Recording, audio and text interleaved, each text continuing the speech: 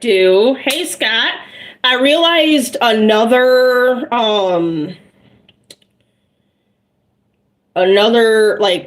Ecclesiastes chapter 3 is also scheduled for today. So hopefully people find this one. I'll be brief. I'm just going to talk about my day. We got our new mic. I'm going to talk about that, and I'm just going to dip right on into it. But if you care to, you can go ahead and get your Bibles out. Hashtag get your Bible for Ecclesiastes 1. This will be behind the scenes. But first of all, I just got to hang out with who I call my baby. She's 4 years old. She's my childhood friend's daughter, and she loves me a lot, and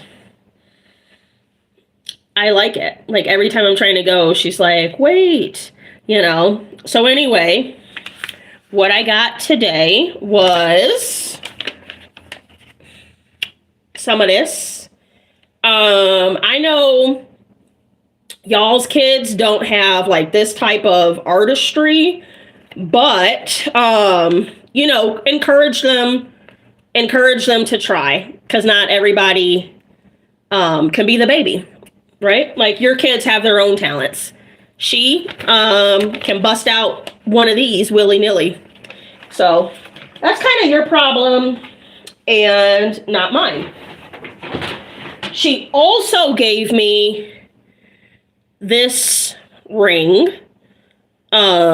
which I will wear for the duration of this time.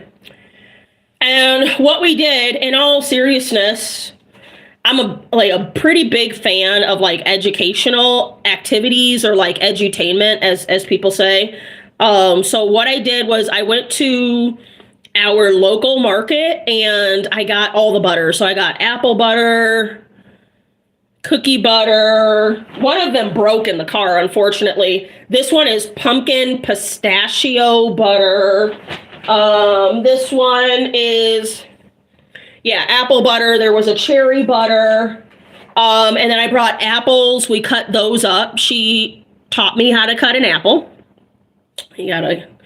And then I brought water crackers as well, and we tried out all of the butters. Hey, Poppy. And hi to my762. We also had like a little chart that said, love it, like it, which is like undecided, and then yuck. So we tried out all of the different butters, and then we just played a bunch of games and stuff like that. So that's what we did. That was my day. I was very pleased about it. Now we're going to go into what we're here for.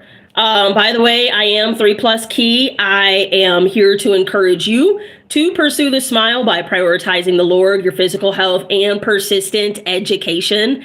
This space is called the Secret Heart Club. It is for the oddball Christians and the Christ curious to come together in community, talk about whatever we're talking about, such as how my baby is the best and gives me little rings, all while pointing one another back to Christ. There's been a hiccup with this channel. If you guys follow, you know what it is. It is the microphones. I will not put this, the name of it is on this side. This microphone I bought here has been terrible. It's always cutting out. I can use it maybe one time, and then I have to charge it, but I never, it's going out until people tell me. The reason why that's problematic, as you're about to see now, I'm about to do what will be a long form video for Ecclesiastes 1 on a different camera. Nobody's trying to like do a full video just to realize that their microphone cut off. That's been a pretty big concern of mine. The initial lapel microphone I had was so wonderful. I just accidentally jammed it into my phone and it broke, and now they don't sell them anymore. So there is, I thought I put the box somewhere. Well, oh, right here. It is this. This is the microphone. Ask your question to Ma762. It is this. It looks like this. I charged it. It comes with all sorts of neat functions, including 3 microphones. Not 1, not 2, but 3 microphones. So for the interviews, I can now interview up to 3 people, which was not the case before. So we'll put it in our phone. I don't know, I guess we can unwrap it like a little Christmas present. Here we go. Meanwhile, get your Bibles out to Ecclesiastes chapter 1.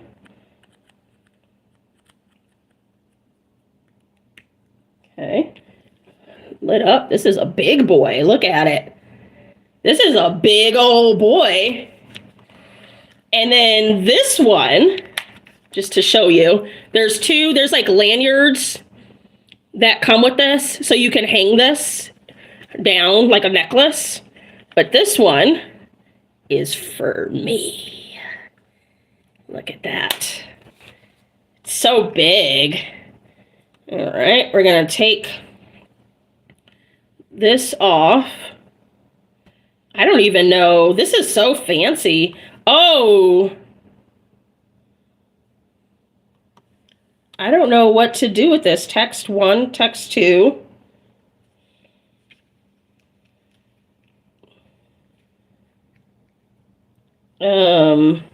Okay, we're gonna turn it on.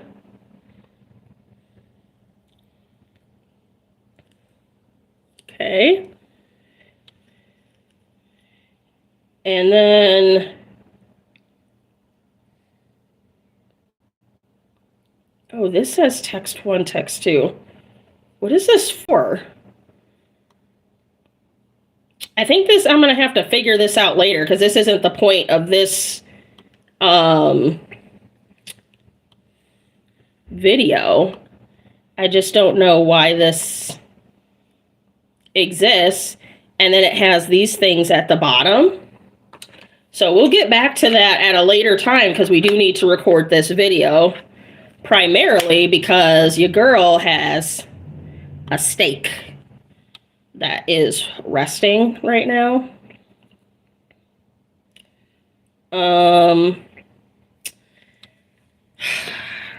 It's in the other room, the thing that I would attach this to.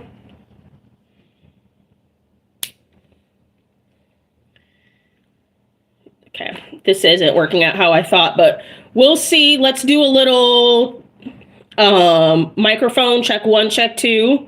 Kind of get on the road here. Turning on my camera. Hit that video. It's for audio editing, multiple versions of audio to choose from. I don't even know what that means, Ben.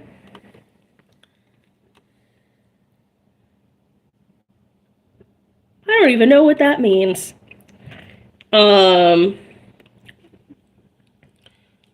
Okay.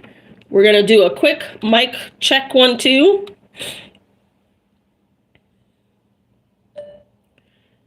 Mic check 1, 2, 1, 2. Mic check 1, 2, 1, 2. Let's see if it works.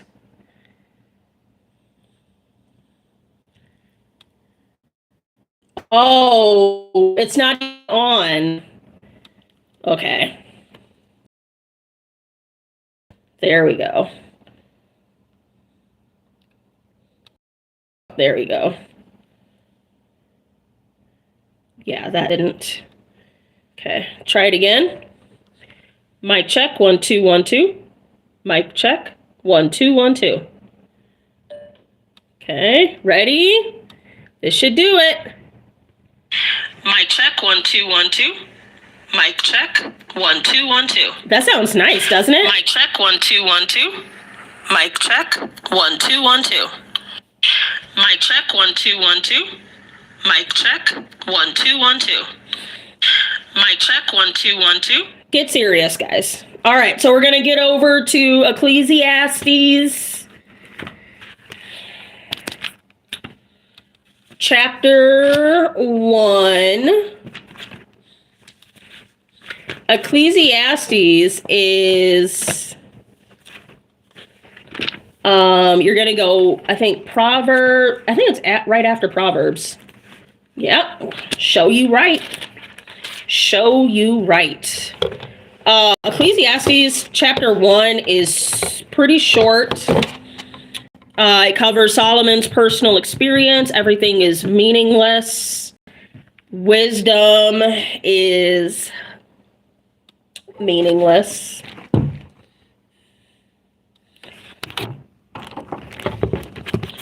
I've read through Ecclesiastes now, and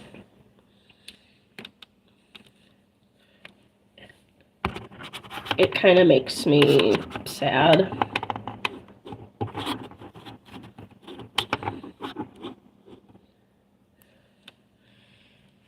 It's hard to hear that everything is meaningless, particularly because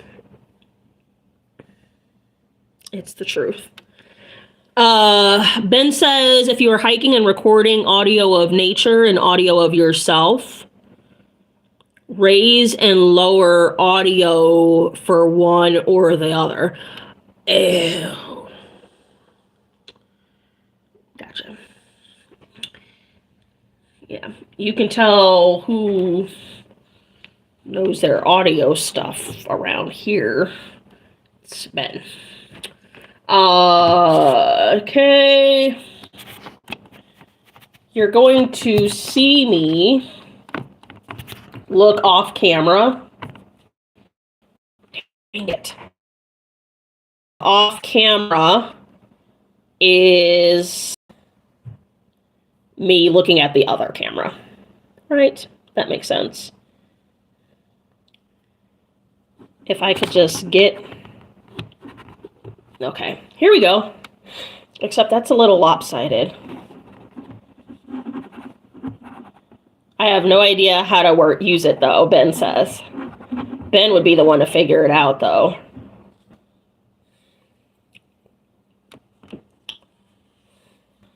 Okay. We'll just use this for the screen. This is kind of like a tester. And usually, this isn't my background at all. Obviously, I have a set that I use, but I think we'll just kind of struggle. We'll kind of struggle record today and see how it goes. Got to make sure to get some of this ring in there, though. This is the main part. The main focus of this video is Jesus, and then the ring my baby gave me. Oh, yes, and we need Pursue the Smile to be... maybe take out a little... Oh, we don't need the jewelry out. We don't need the jewelry out. Okay, you guys ready? Let's tap the screen. You guys ready for a video? Sheesh, that's a lot. All right, per usual, we gotta kind of pick up the energy a little bit. I'm not gonna lie, you know how you toss the balloon kind of around between people? We just did that for like 30 minutes, so I'm a little tired. That's why I'm not very excitable right now. But here we go. Let's do it. You ready? 3. That was fruitless. Here we go. 3, 2, 1. Let's go. Hey, I am 3+Kei. I'm here to encourage you to pursue the smile by prioritizing the Lord, your physical health, and persistent education. We are here for a Bible study of Ecclesiastes chapter 1. So we're going to talk about Solomon's personal experience. Everything is meaningless. Also, wisdom is meaningless. What does any of this mean? Let's find out. We'll start off in verse 1, Ecclesiastes chapter 1, Solomon's personal experience. Everything is meaningless. Verse 1. The words of the teacher, son of David, king in Jerusalem. Meaningless, meaningless, says the teacher. Utterly meaningless. Everything is meaningless. What does man gain from all his labor at which he toils under the sun? Generations come and generations go, but the earth remains forever. The sun rises and the sun sets and hurries back to where it rises. The wind blows to the south and turns to the north. Round and round it goes, ever returning on its course. All streams flow into the sea, yet the sea is never full. To the place the streams come from, there they return again. All things are wearisome, more than one can say. The eye never has enough of seeing, nor the ear its fill of hearing. What has been will be again. What has been done will be done again. There is nothing new under the sun. Is there anything of which anyone can say, look, this is new? It was here already, long ago. It was here before our time. There is no remembrance of men of old, and even those who are yet to come will not be remembered by those who follow. Wisdom is meaningless. Verse 12. I, the teacher, was king over Israel and Jerusalem. I devoted myself to study and explore by wisdom all that is done under heaven. What a heavy burden God has laid on men. I have seen all the things that are done under the sun. All of them are meaningless, a chasing after the wind. What is twisted cannot be straightened. What is lacking cannot be counted. I thought to myself, look, I have grown and increased in wisdom more than anyone who has ruled over Jerusalem before me. I have experienced much of wisdom and knowledge. Then I applied myself to the understanding of wisdom and also of madness and folly, but I learned that this too is a chasing after the wind. For with much wisdom comes much sorrow. The more knowledge, the more grief. And so ends Ecclesiastes 1. Let's run it back for the remix with a little bit of commentary, and let's talk this thing through. So we're going to the beginning, Ecclesiastes 1, verse 1, which reads, the words of the teacher, a son of David, king of Jerusalem.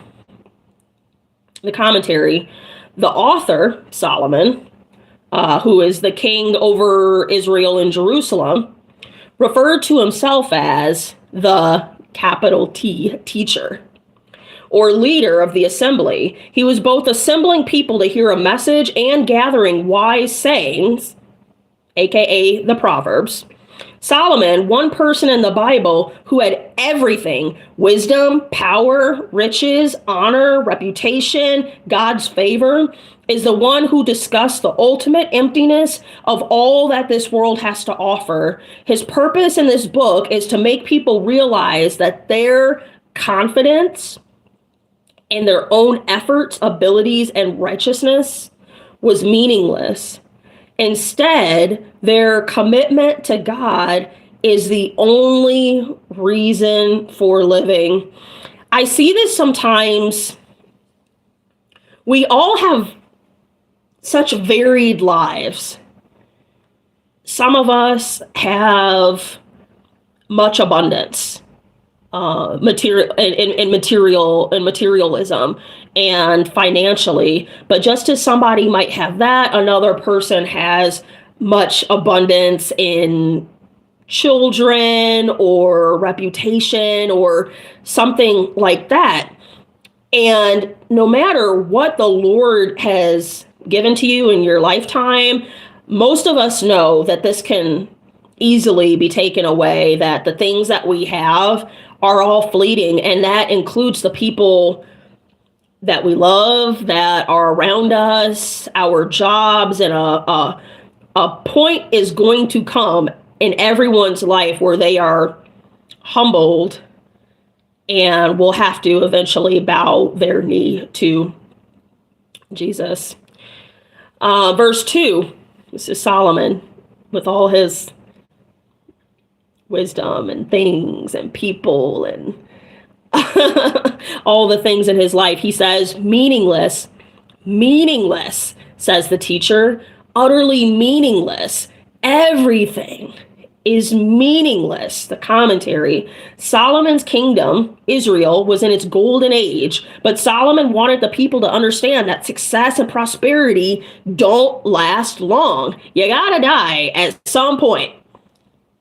There's only so much you can accumulate before it, like, none of it matters. You can't take it with you, friend. And for those that the Lord does bless with material possessions and financial gain and this type of thing, did you know that the reason why you are blessed with these things, all of us, all of our gifts and talents, the reason why the Lord gives us these things is to serve others, help others, give them to others, all for the abundance of the kingdom. True story. All human accomplishments will one day disappear. We must keep this in mind in order to live wisely. If we don't, we will become either proud and self-sufficient when we succeed or sorely disappointed when we fail. Solomon's goal was to show that earthly possessions and accomplishments are ultimately meaningless. Only the pursuit of God brings real satisfaction. We should honor God in all we say, think, and do. Verse 3, Solomon continues. What does man gain from all his labor at which he toils under the sun? Generations come and generations go, but the earth remains forever. The sun rises and the sun sets and hurries back to where it rises. The wind blows to the south and turns to the north. Round and round it goes, ever returning on its course.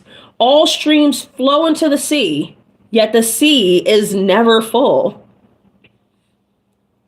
To the place the streams come from, there they return again. All things are wearisome, more than one can say. The eye has never had enough of seeing, nor the ear its fill of hearing. What has been will be again. What will be done again. There is nothing new under the sun. Every thought has already been thought. Everything, even like the new inventions, the new whatever we think is the newest thing, it's just a reiteration of something else. Even maybe some of you guys are interested in entrepreneurship. One of the top pieces of advice in entrepreneurship is don't reinvent the wheel. Go buy a boring business that already exists, or just do something somebody else is doing, but for a different niche, right? Because everything is the same.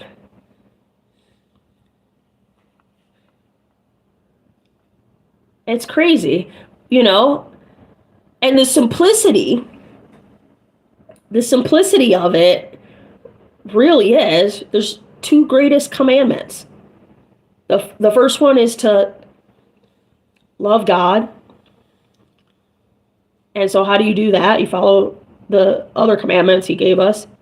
And number two is to love others. And he gave us his word as an instruction manual of how exactly to go about doing that. And when you go about your life serving the Lord, prioritizing the Lord, and serving others, holding others with regard, holding others with value, When you go about life that way, that's how your life ultimately carries meaning. Argue with me. You're like, hey, I got $1 million, Lakeitha. Did you spend it with your family on experiences and that? Because then you're serving others. If you just put it in a bank somewhere, good luck. The satisfaction would be fleeting. Yes? Chasing of the wind, right? Let's see. Under the sun. Is there anything of which one can say, look, this is something new? It was here already, long ago. And it was here before our time. There is no remembrance of men of old, and even those who are yet to come will not be remembered by those who follow. I heard this one thing, I think it's probably like Alex Hermosi or something, but he was saying, think about your grandma. Like your grandma was here at some point not too long ago, right? What was your grandma's middle name? And if you know your grandma's middle name, what was your great-grandmother's middle name? You probably don't know it. And you probably don't know a lot of things, a lot of their accomplishments. I have a really, really good friend. Her family is just kind of like rich in town. Her grandma, who I also called grandma, had bought a ranch and little kids' camps could go to the ranch. Grandma has a park named after her in our town. She has a bunch of benches and all this sort of stuff. And while I remember it, and while my friend remembers grandma, most people don't remember this teacher that taught them, 50 or 60 years ago. And that's okay. And that's just to say, we all need to chill out a little bit. We have a proclivity toward self-importance, and what I'm doing matters so much. And it's really like, from a God lens, what are we doing in our lives? What is our conduct like in our day-to-day lives, where the Lord is looking at us like, yes, you got it. Do that. Somebody was crossing the street outside of a crosswalk or something, and you stopped for them. Or you let the person in traffic go in front of you. Or you picked up some cans at your grocery store and brought them to the food bank. Right? Not everything has to be announced, but God sees everything that you do. He also sees you took more pie than you should have at the church luncheon, or you didn't. You saw the person needed to cross the street and you kept going because it's not your problem. How often do we just say like, oh, that's not my problem, and keep going? I think it's fairly vital to examine our own lives through that God lens. Commentary. Solomon had a purpose for writing skeptically and pessimistically. Near the end of his life, looking back on everything he had done, he saw that most of it seemed meaningless. A common belief was that good people prospered and the wicked suffered. We know that's just not true. But that hadn't proven true in Solomon's experience. Solomon wrote this book after he had tried everything and achieved much, only to find that nothing apart from God made him happy. He wanted his readers to avoid these same senseless pursuits. If we try to find meaning in our accomplishments rather than in God, we will never be satisfied, and everything we pursue will become wearisome. Many people feel restless and dissatisfied. They wonder, one, if I'm in God's will, why am I so tired and unfulfilled? 2, what is the meaning of life? 3, when I look back on it all, will I be happy with my accomplishments? 4, why do I feel burned out, disillusioned, dry? 5, what is to become of me?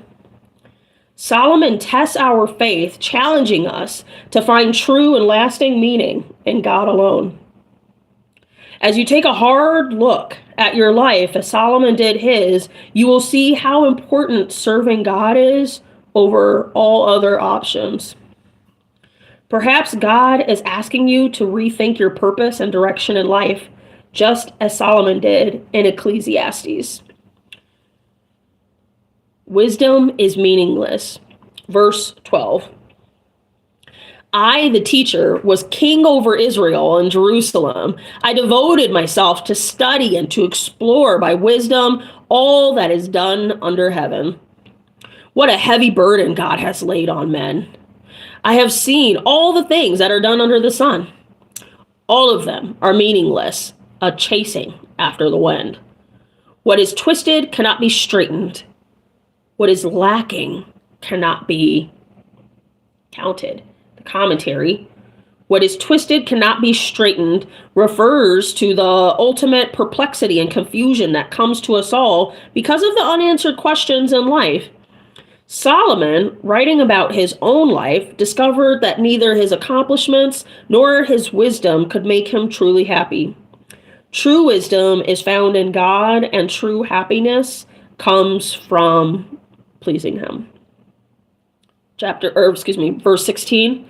I thought to myself, look, I have grown and increased in wisdom more than anyone who has ruled over Jerusalem before me.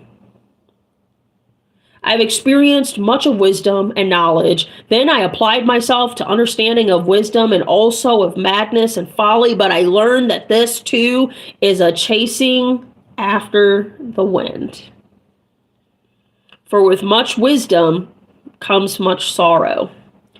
The more knowledge, the more grief. There is something when I was in my 20s, I forever felt like I had not reached adulthood because adults had a level of sobriety to their affect. They had like a gravitas, nothing's funny. And as I got older, I went through my 20s and I was just like, I don't really want to be like that, And then in my 30s, I felt very similar to that. And now I'm in my 40s and I look around and I don't know many people who behave such as myself. And I understand why it is now. Why, when I was in my 20s, there was like a thought that an adult is very serious and very put together. And the reason why, it's very simple. The older you get, the more you experience death and betrayal. You might get fired. You might lose all your money. God forbid, you might lose your child. That like these things happen that change you. And you say you could be like sickened with grief, and it's just true to this point. For with much wisdom comes much sorrow. The more knowledge, the more grief. The more you see the ways of the world. We're all fallen creatures, and we crash and bump into each other and just do not great things to each other all the time. And the result is that grief and that sorrow, because, now I know what can happen to me if I'm too kind. In my case, what'll happen if you're too happy, people don't really check for that. You're too joyous, you're too kind. Oh, this isn't me, but I've seen it happen to other people. If you're too generous, someone who's kind of like attempting to move through their faith walk, things will come and stumble, and you'll kind of see these pieces of the world that will bring that grief and that sorrow. So what do? And I can tell you, I talk about it all the time. You got to figure out how to lean on the Lord. You got to figure it out. And if you're wondering how that happens, just talk to them and start there. The commentary. The more you understand, the more pain and difficulty you experience. For example, the more you know, the more imperfection you see around you. And the more you observe, the more evil becomes evident. As you set out with Solomon to find the meaning of life, you must be ready to feel more, think more, question more, hurt more, and do more. Are you ready to pay the price for wisdom?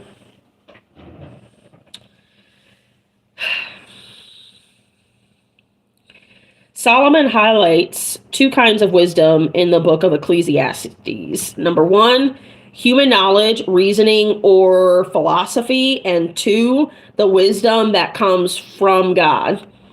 In these verses, Solomon is talking about human knowledge. When human knowledge provides answers without God's eternal perspective, let me just say that again. When human knowledge ignores God, it only highlights our problems because it can't provide answers without God's eternal perspective and solution. So, for example, one practice that's fairly common to me now, when I have a trial or tribulation,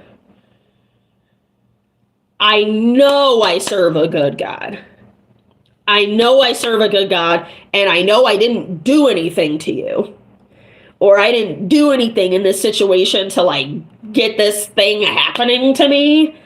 So then there's a reason for it to be happening. And ultimately that reason will come together for my good. And I just don't know what it is right now. But I trust that something's coming out of it. You know, people whimsically say everything happens for a reason, and it's like, yes.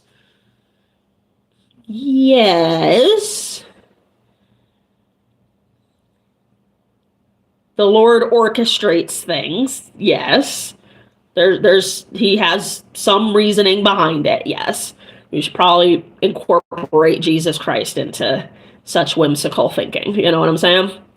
Anyway, that's what we've got for Ecclesiastes 1.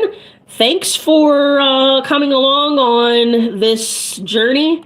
And I am 3+Kei. I'm here to encourage you to pursue the smile by prioritizing the Lord, your physical health, and persistent education. And I want to ask you so humbly and kindly, please subscribe to this channel for more content. And check out PursueTheSmile.com and see what we're doing it all for. All right, I'll talk to you later.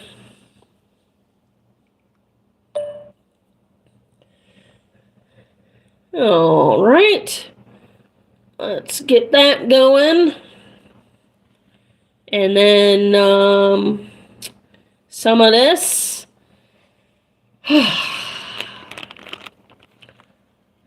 Okay. Bye, Scott. Bye.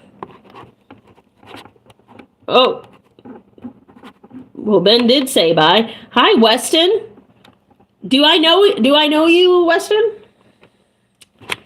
Well, thanks for coming, guys, and I will See you tomorrow, 7 p.m. Mountain Standard Time. Talk to you later.